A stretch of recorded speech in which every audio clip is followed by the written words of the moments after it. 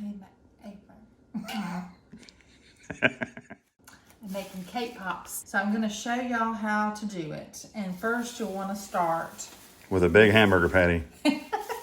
It's strawberry, but you just bake a layer and then mix it up like this.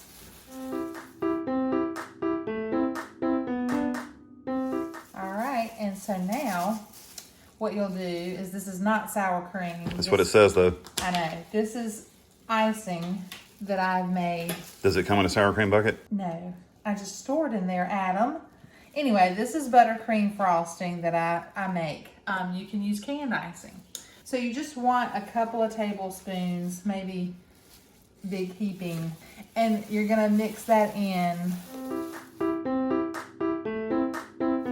And you want the texture of it, once it's all blended, to be kind of like Play-Doh, I guess. That sounds good. See how it's like coming together? And like I said, you can use canned frosting. You don't need a lot of frosting. A little bit goes a long way. You see how this is clumped up pretty good. But the frosting just gives it an extra binder. How big was that cake? It was an 8-inch layer. Okay, so we're good. So I have this handy little tool here. And this is a cake pop roller. It just rolls them really smooth.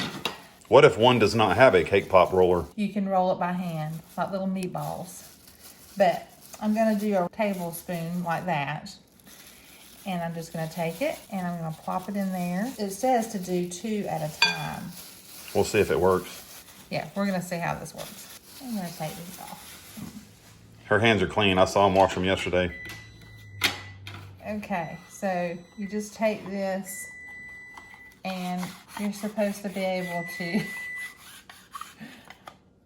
This is not working. Okay, my cookies are done. You know what'll be faster? Forget everything we have taught you so far. Look, we're in this together. We're learning together. But look, it's just going to be easier for you to just hand roll them. And now we're making meatballs. So just roll them as perfect as you can get them. Because once you dip them in chocolate, you're going to see every little flaw. So you want to have a pretty perfect round cake pop. Anyway, I'm putting them on a wax paper on a cookie sheet because what we're going to do is put these in the refrigerator and let them sit for about 15 minutes to chill, because you want them to be nice and firm so that you can dip them in chocolate and them not fall apart, because that would not be good. Okay, so now once those are all rolled, you'll put this in the refrigerator to chill. It's a minimum of 15 minutes, but you can leave it overnight. And then after these are ready to go, I will show you how to dip them in chocolate. So after you roll them, that one layer of 8-inch cake will do about 22 cake pops. It depends on your size. This is about a tablespoon and a half. If you do a tablespoon, you probably get about 2 dozen. That's how many it yields.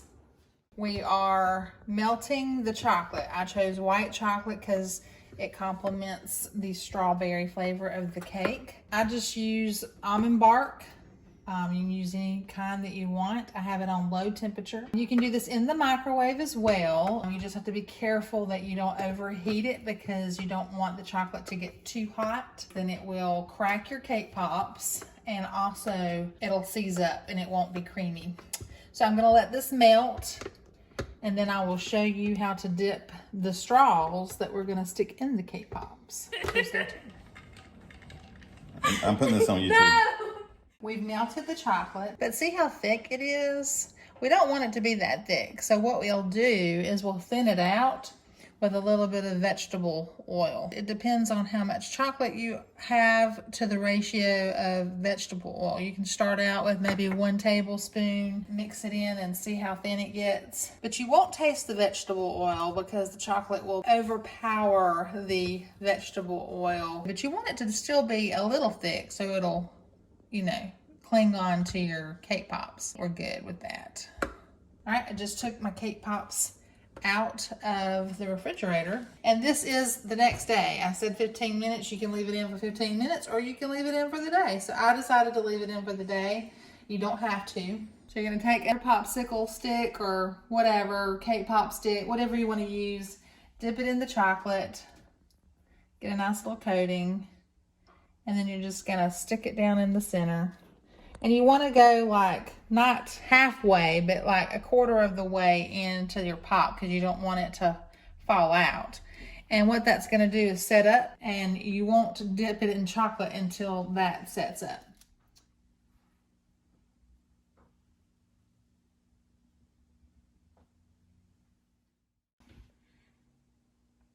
I've been filming.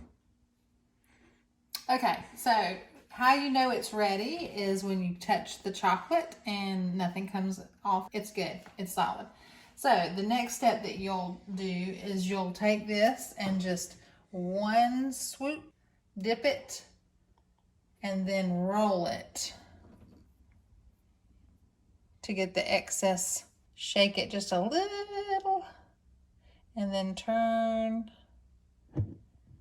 and then put it back. And then what I like to do before it sets up is do a garnish. This is crushed graham cracker. I just thought it would be a really nice touch for the strawberry flavor and the white chocolate.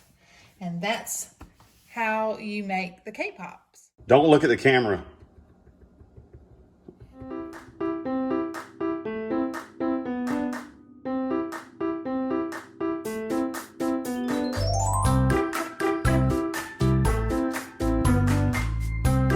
If you notice, we started out with 22. Casualty. All right, guys, so this is going to take about 10 minutes to set up. Once they set up, they will no longer be shiny, but dull. So these are ready.